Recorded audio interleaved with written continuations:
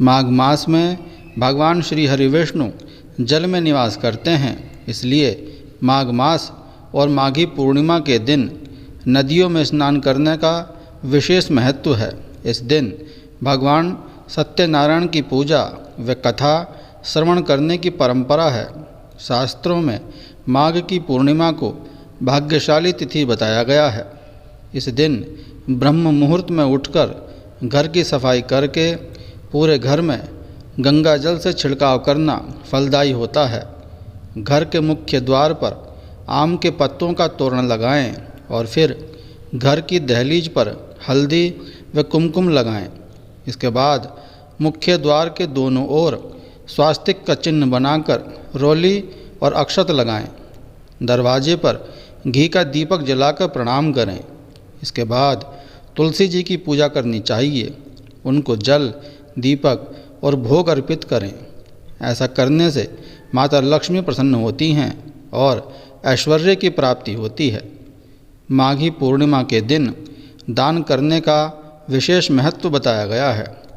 धर्म ग्रंथों के अनुसार इस दिन गरीब व ज़रूरतमंद व्यक्ति को तिल, घी, कंबल, फल आदि वस्तुओं का दान करें।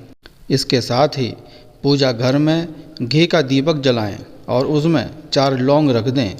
ऐसा करने से धन धान्य की कभी कमी नहीं रहती। माघ की पूर्णिमा के दिन श्रीमद् भगवत गीता, विष्णु सहस्त्रनाम अथवा गजेंद्र मोक्ष का पाठ करें। पुराणों में पूर्णिमा के दिन इन तीनों का पाठ करना बहुत ही महत्वपूर्ण बताया गया है। ऐसा करने से सभी संकट दूर होते हैं और आपस में सकारात्मक भाव उत्पन्न होता है।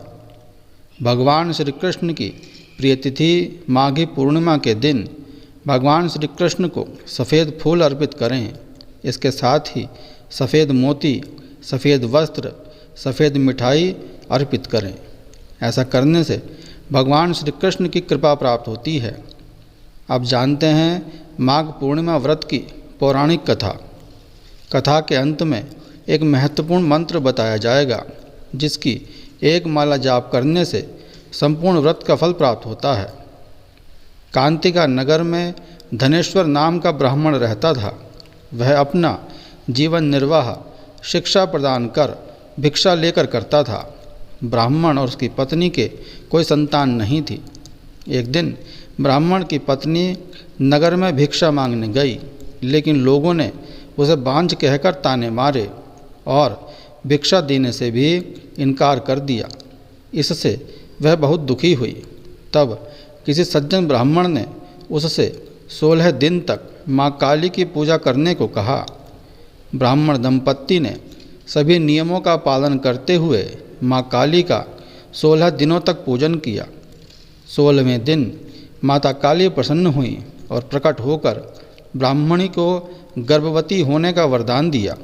साथ ही कहा कि तुम इस पूर्णिमा को एक दीपक जलाओ और प्रत्येक पूर्णिमा पर यह दीपक बढ़ाती जाना, जब तक दीपकों की संख्या 32 न हो जाए। साथ ही दोनों पूर्णिमा का व्रत भी रखना। ब्राह्मण दंपत्ति ने माता काली के कहे अनुसार पूर्णिमा को दीपक जलाना शुरू कर दिया और दोनों नियम पूर्वक पूर्णिमा का व्रत भी रखने लगे।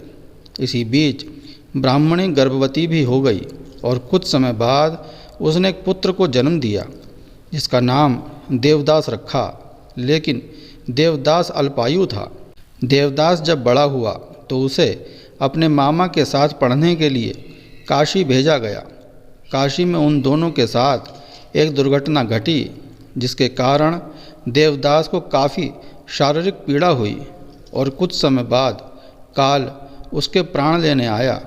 लेकिन ब्राह्मण दंपत्ति ने उस दिन अपने पुत्र के लिए पूर्णिमा का व्रत रखा हुआ था।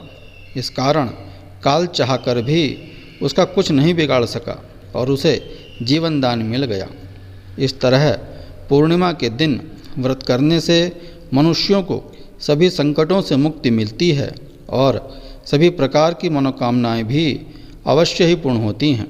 अब जानते हैं वह मंत्र जो कि श्रीमद् भागवत महापुराण का प्रथम श्लोक है, जिसका पाठ करने से यदि आप व्रत के दिन किसी प्रकार से कोई दान नहीं कर पाते हैं तब भी आपको पूर्ण फल प्राप्त होगा।